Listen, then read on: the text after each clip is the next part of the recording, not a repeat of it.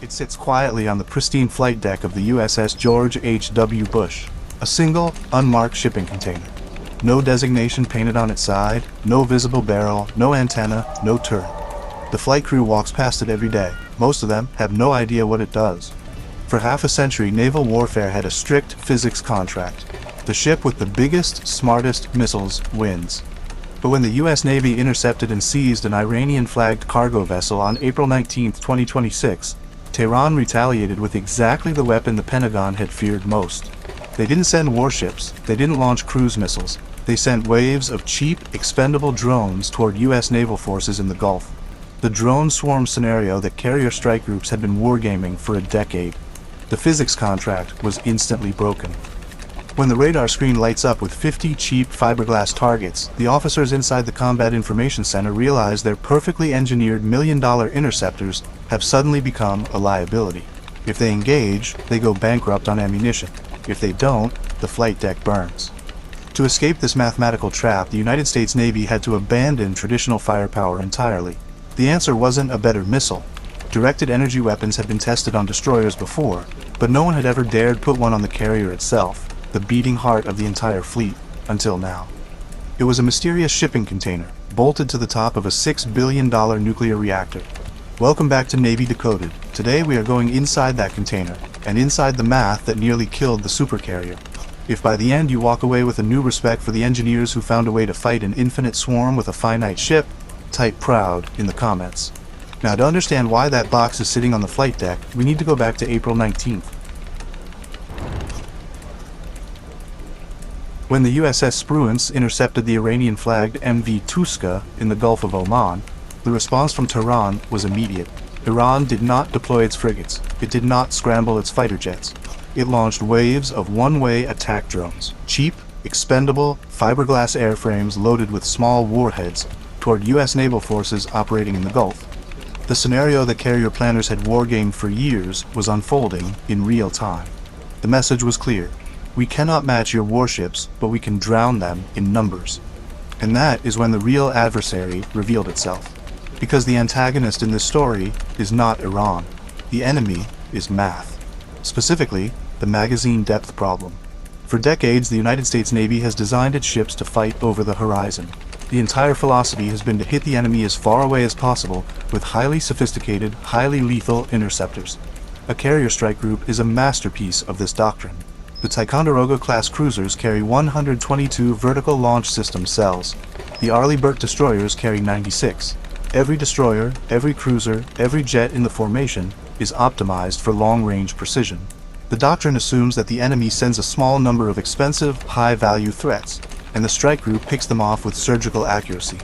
But the development of the cheap, mass-produced suicide drone has inverted the geometry of naval warfare. The drone doesn't care about your radar range, it doesn't care about your stealth, it only cares about one thing, the physical capacity of your missile tubes. If you have 100 interceptor missiles and the enemy launches 150 drones, the math is inescapable. No matter how perfect your radar is, no matter how flawless your guidance systems are, the 101st drone is going to reach the ship. Let's look at how the carrier traditionally defends itself.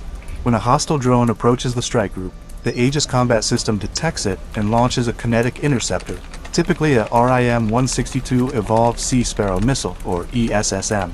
The ESSM is an incredible piece of engineering. It travels at Mach 4, it pulls 50 Gs in a turn, it almost never misses, but it costs $1.5 million per shot. The drone it is shooting down costs $20,000 to build. The intercept is mathematically perfect, but it is economically disastrous. We strip away the adversary's asset, but in exchange, we empty our own magazines at a 75-to-1 financial disadvantage. Imagine you are fighting off a swarm of angry bees using a gold-plated sniper rifle. Every time you pull the trigger, you kill exactly one bee. But you are going to run out of bullets long before that hive runs out of bees. And out on the open ocean, the strike group's escort ships cannot simply call for a supply helicopter. Underway replenishment of a VLS is incredibly dangerous and virtually impossible in a combat zone. Once those launch cells across the strike group's destroyers and cruisers are empty, the entire formation is effectively defenseless. The carrier must turn around, abandon its strategic position, and sail the whole group home to rearm. The deterrence effect of an entire carrier strike group crumbles, not because the armor was pierced, but because the wallet was emptied. How do you win a war when your own weapons are more expensive than the enemy's entire attack force? The Navy needed a fundamentally different kind of ammunition. This is why the Navy needed the shipping container. Integrating a new weapon into a warship is normally a nightmare. When the Navy wanted to install the AN-SPY-6 radar on its Flight 3 Arleigh Burke destroyers, the process required a complete hull redesign, years of structural engineering, and billions of dollars in shipyard contracts. That is the traditional way the US Navy adds capability. You put the ship in dry dock, rip open the steel hull, run miles of new copper wiring, redesign the cooling systems, rewrite the Aegis combat software from scratch, and pray the schedule doesn't slip by another 18 months. The George H.W. Bush was commissioned in 2009. It is not scheduled for its midlife refueling and complex overhaul, the RCOH, until the early 2030s. There was no dry dock window. There was no time to tear open the hull and integrate a deeply wired directed energy weapon. But the drone swarm was already here. The Navy needed a shortcut, and they needed it now.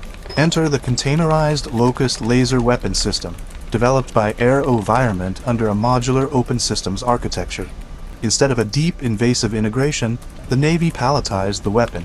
They dropped a self-contained box onto the flight deck of CVN-77, connected power cables to the ship's electrical grid, and within days, not years, the carrier had a functioning directed energy weapon. Now, laser weapons on warships are not new. The Navy has tested directed energy systems on destroyers and amphibious ships for years. The LAWS on USS Ponce, the Helios on USS Preble.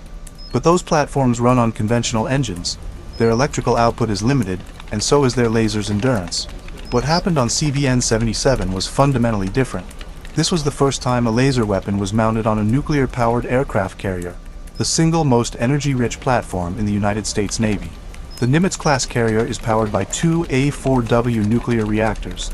Those reactors generate a staggering amount of electrical power that can now be fed directly into the Locust system. By bolting this container to the deck, the Navy turned the carrier's nuclear engines into an ammunition factory that never shuts down.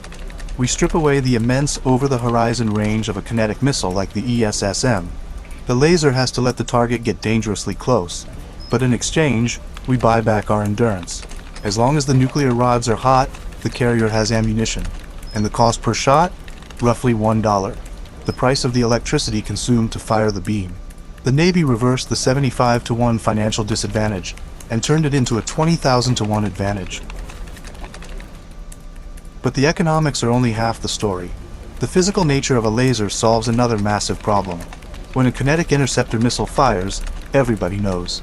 Radar screens light up. Rocket fuel burns brightly on infrared sensors. A massive smoke trail paints the trajectory across the sky. If the carrier resorts to its last line of defense, the Phalanx CIWS, it fires 4,500 rounds of 20mm tungsten ammunition every minute, spraying brass casings and shattered fragments across the flight deck. A laser is completely silent. It travels at 186,000 miles per second, so fast that there is no need to calculate the lead on a moving target. The radar locks on, and the beam connects instantly. There is no travel time, no exhaust plume, no smoke trail, no radar flare, no debris, and it cannot be jammed by electronic warfare.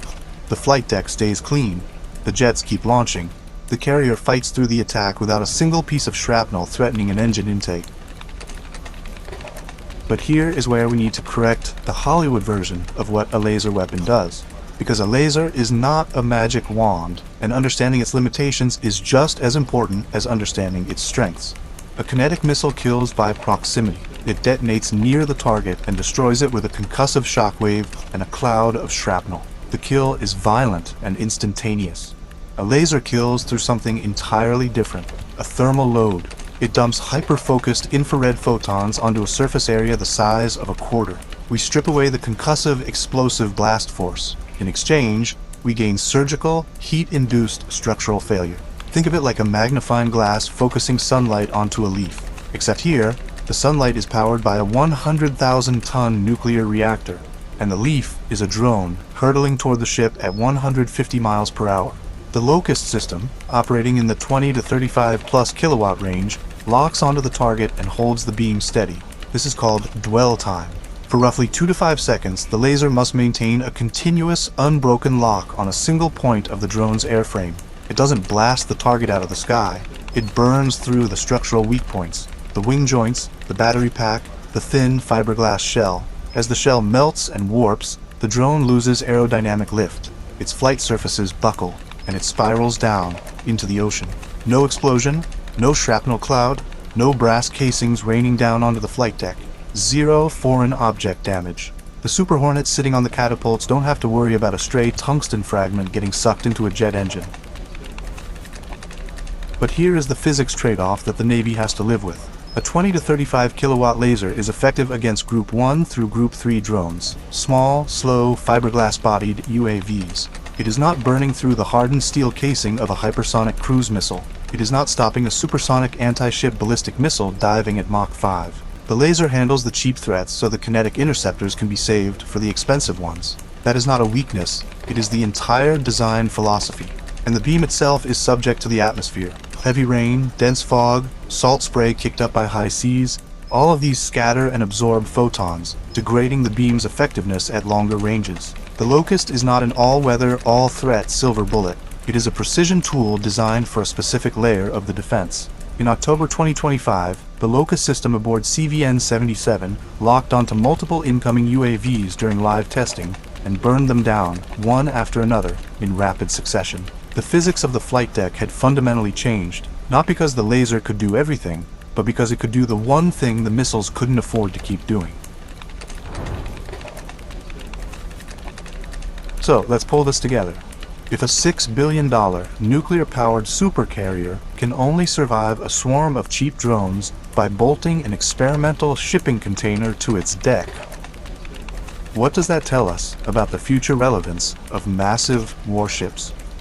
The Locust system on the George H.W. Bush isn't there to make the carrier a more lethal weapon against foreign destroyers or submarines. It doesn't extend the carrier's reach. It doesn't add firepower.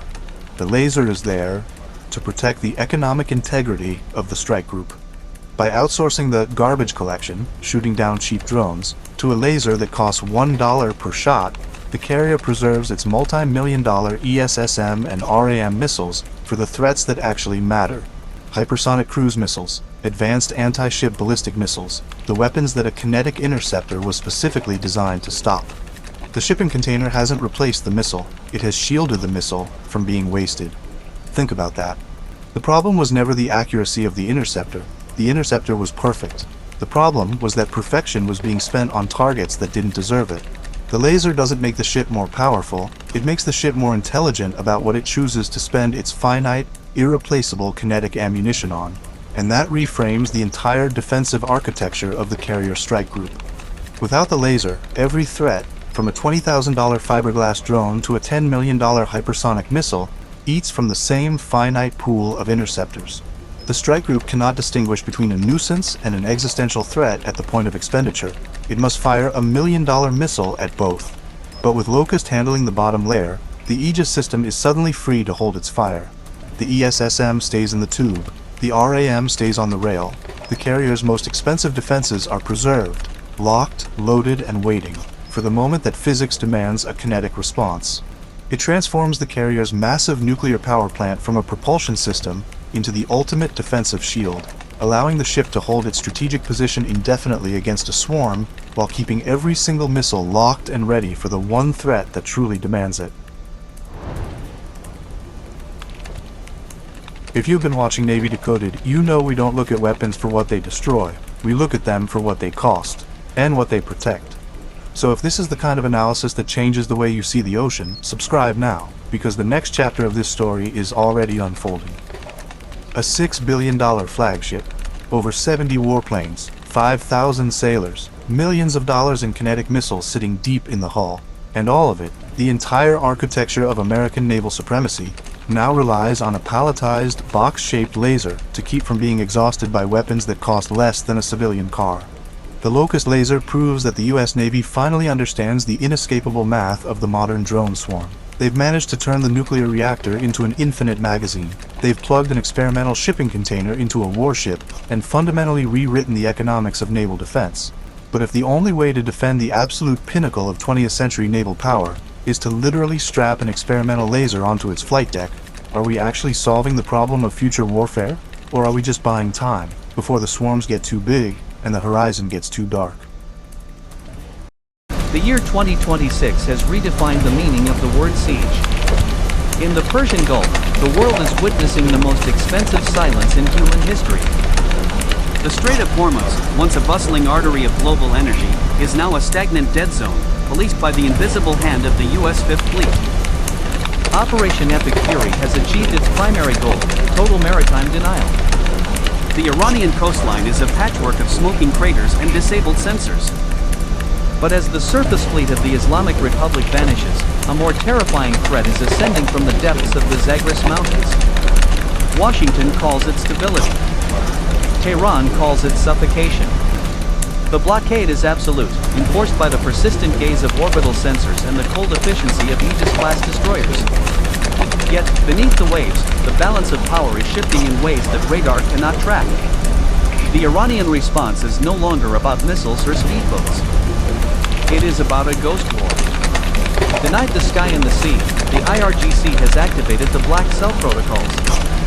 This is a decentralized, automated counterstrike designed to bleed the global economy without firing a single shot.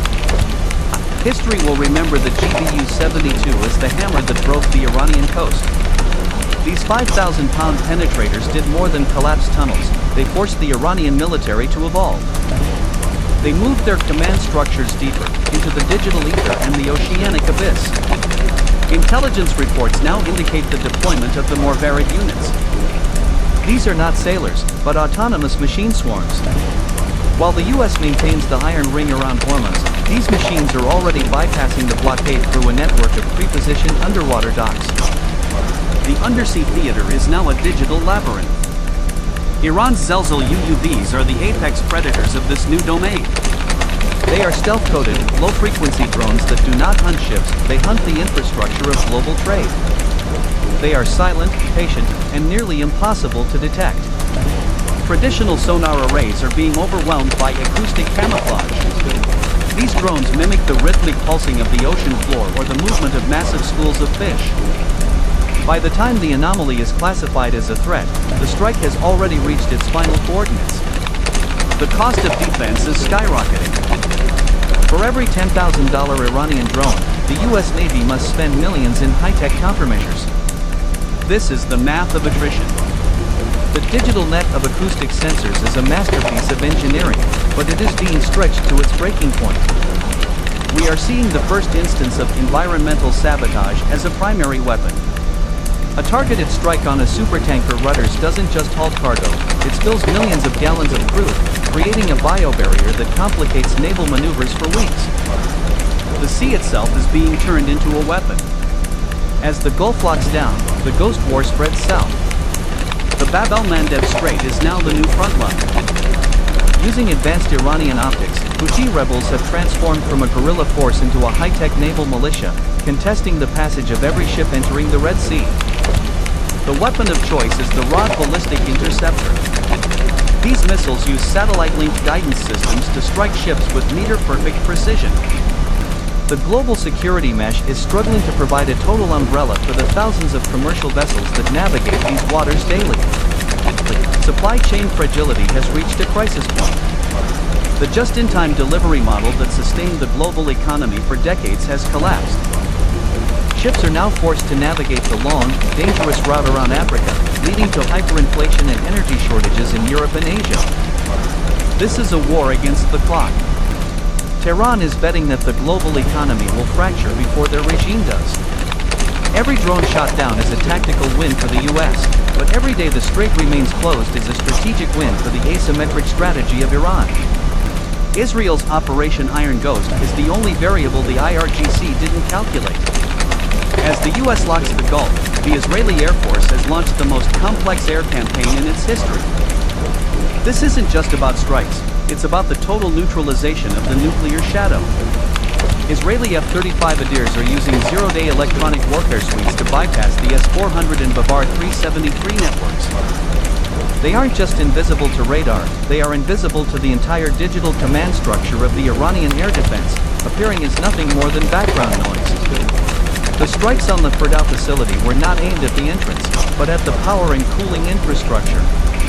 By using vibrational munitions, Israel collapsed the interior centrifuge halls from the outside, turning the mountain into a tomb for Iran's nuclear dreams. The strategic blow was psychological as much as it was physical. The Shield of David proved that no depth is safe. Even with the world's attention on the maritime blockade, Israel demonstrated that the Ghost War can reach into the very heart of a nation's most guarded secrets. But the most brutal theater of 2026 is the cyber front. US Cyber Command has unleashed Project Kraken, a viral shutdown of the Iranian state. It is the first time a major regional power has been systematically erased from the global internet in real time. It began with the neural collapse of the IRGC's communication networks. Commands were intercepted and altered by AI before they reached the field. Units were ordered to retreat while others were directed into traps. The Iranian military's nervous system began to devour itself. The digital siege then moved to the energy sector. Control systems for oil pipelines and water desalination plants were seized.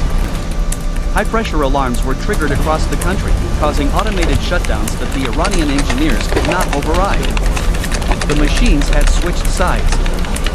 This was a bloodless execution. By freezing the Iranian rial in the digital void, the US effectively ended the regime's ability to pay its soldiers and proxies. In a world governed by code, a nation without an IP address is a nation that no longer exists in a meaningful sense. The US Navy's Aegis Sentinel AI is the gatekeeper of this new world. It manages millions of data points, from individual drone signatures to global satellite feeds. It is a machine learning firewall that evolves with every Iranian hack, creating a digital fortress around the Fifth Fleet. Washington's final ultimatum is now a permanent broadcast on all Iranian frequencies. Relinquish proxy control and dismantle the drone fleets, or remain in the digital dark forever. The Ghost War has reached its zenith, and the terms of surrender are written in binary. The geopolitical price of 2026 is the end of the open ocean. The myth of unconditional freedom of navigation is dead. Every major choke point on Earth is now a militarized zone, where every vessel is a potential carrier of an asymmetric threat. Russia and China are observing the shadow ascendant with intense focus. They are seeing the future of warfare, a world where traditional carriers are merely targets, and the real power lies in swarms, code, and subterranean endurance. They are already recalibrating for 2027. Hormuz is reopening, but it is a managed passage. No ship moves without a digital escort. Every tanker is integrated into a US Navy convoy mesh. The hidden war has turned the ocean into a controlled environment, where safety is a subscription service provided by Washington. The 5,000 Marines in the region are no longer a temporary force. They are the sentinels of the choke point, living in high-tech outposts that monitor every ripple in the water and every pulse in the air. The Gulf has a new permanent guardian, and the cage is locked. The ultimate lesson of the 2026 siege is that power is now defined by the intel aesthetic. It is the side with the faster processing speed and the more resilient network that holds the line. In the Ghost War, data is not just information, it is the only ammo that truly kills. As the USS Gerald R. Ford glides through the twilight of the strait, the vigil is eternal. The Scorpion's tail has been neutralized, but the sting remains a memory that haunts the global economy. Stay focused. Stay lethal. This is Navy Moments. Subscribe to secure your position on the front line.